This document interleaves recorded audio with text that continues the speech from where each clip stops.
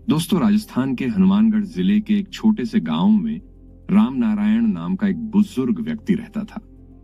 उसका जीवन बहुत संघर्षों से भरा रहा था, लेकिन उसके चेहरे पर हमेशा संतोष और स्नेह झलकता था। गांव के लोग उसे बहुत सम्मान देते थे क्योंकि वह ईमानदार और सरल स्वभाव का इंसान था। उसकी पत्नी का देहांत कई साल पहले हो चुका था और उसका एक ही बेटा था, मोहन, जिसे उसने अपनी पूरी मेहनत और प्यार से बड़ा किया था। सालों पहले की बात थी, जब रामनारायण और उसकी पत्नी की कोई संतान नहीं थी। दोनों बहुत दुखी रहते थे, लेकिन उन्होंने हार नहीं मानी। एक दिन वे बीकानेर शहर के एक अनाथालय गए और वहां से एक छोटे से मासूम बच्चे को गोद लिया। उसी बच्चे का नाम उन्होंने मोहन रखा। उस दिन से उनकी दुनिया बदल गई। रामनारायण ने खेतों में दिन रात मेहनत की ताकि मोहन को अच्छी पढ़ाई मिल सके और उसका भविष्य उज्जवल बने। समय बीतता गया, मोहन बड़ा हुआ, पढ़ लिख कर शहर में नौकरी करने लगा और कुछ साल बाद उसकी शादी भी हो गई। शुरू शुरू में सब ठीक चलता रहा, लेकिन धीरे धीरे मोहन की पत्नी को अपने ससुर का साथ पसंद नहीं आने लगा। उसे लगता था कि बूढ़े पिता की देखभाल करना एक बोझ है। वह अक्सर मोहन से कहती, हमारी अपनी जिंदगी है, हर समय इनके कारण परेशानी होती है। मोहन अपनी पत्नी की बातों में आकर धीरे धीरे अपने पिता से दूरी बनाने लगा। रामनारायण यह सब समझते थे, लेकिन उन्होंने कभी शिकायत नहीं की। वे हमेशा बेटे की खुशी में ही अपनी खुशी मानते थे। एक दिन मोहन की पत्नी ने साफ शब्दों में कह दिया, अब बहुत हो गया, इन्हें किसी अनाथ आश्रम में छोड़ाओ, हम और बोझ नहीं उठा सकते।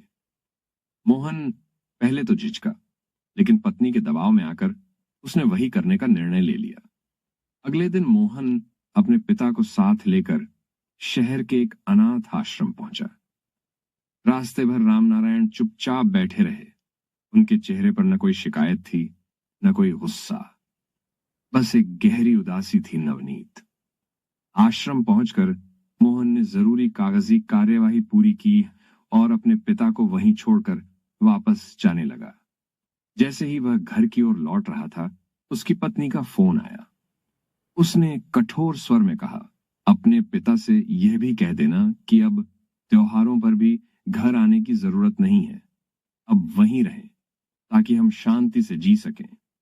यह सुनकर मोहन का मन अचानक भारी हो गया। उसने गाड़ी मोड़ी और वापस अनाथ आश्रम की ओर चल पड़ा। जब वह वहां पहुंचा तो उसने एक अजीब दृश्य देखा। उसका पिता आश्रम के मैनेजर के साथ बड़े आराम से बैठकर हंसते बोलते बातें कर रहा था, जैसे दोनों एक दूसरे को वर्षों से जानते हों। मोहन को यह देखकर आश्चर्य हुआ। उसने मैनेजर से पूछा, सर, आप मेरे पिता को कब से जानते हैं?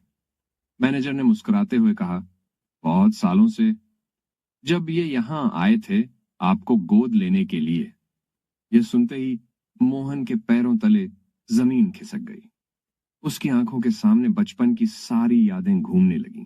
पिता का उसे कंधों पर बिठाना, उसकी पढ़ाई के लिए खेतों में पसीना बहाना और हर मुश्किल में उसका साथ देना। आज वही पिता जिसने उसे अनाथालय से अपनाकर जीवन दिया था, उसी को वह फिर से अनाथ बना आया था। मोहन की आंखों से आंसू बहने लगे। वह तुरंत अपने पिता के पास गया, उनके चरणों में गिर पड़ा और रोते हुए बोला, पिताजी, मुझे माफ कर दीजिए, मैं बहुत बड़ा अपराध कर बैठा हूं। रामनारायण ने बेटे के सिर पर हाथ रखा और शांत स्वर में कहा, बेटा, गलती इंसान से ही होती है, लेकिन जो अपनी गलती समझ ले वही सच्चा इंसान कहलाता है। उस दिन मोहन अपने पिता को वापस घर ले आया, नवनीत। उसने अपनी पत्नी को भी समझाया कि माता पिता कोई बोझ नहीं होते, बल्कि वे हमारे जीवन की सबसे बड़ी पूंजी होते हैं।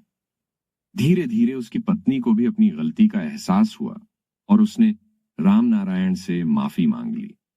दोस्तों, माता पिता हमारे जीवन के वे अनमोल रत्न हैं जो हमें बिना किसी शर्त के प्रेम देते हैं। उन्होंने हमें जीवन दिया, पालन पोषण किया और हर मुश्किल में साथ दिया। इसलिए हमें कभी भी अपने माता पिता का अपमान नहीं करना चाहिए, बल्कि उनका सम्मान और सेवा करना ही हमारा सबसे बड़ा धर्म है। दोस्तों, ऐसे ही सुंदर विचारों के लिए हमारे YouTube चैनल मन की गति को सब्सक्राइब कर लीजिए।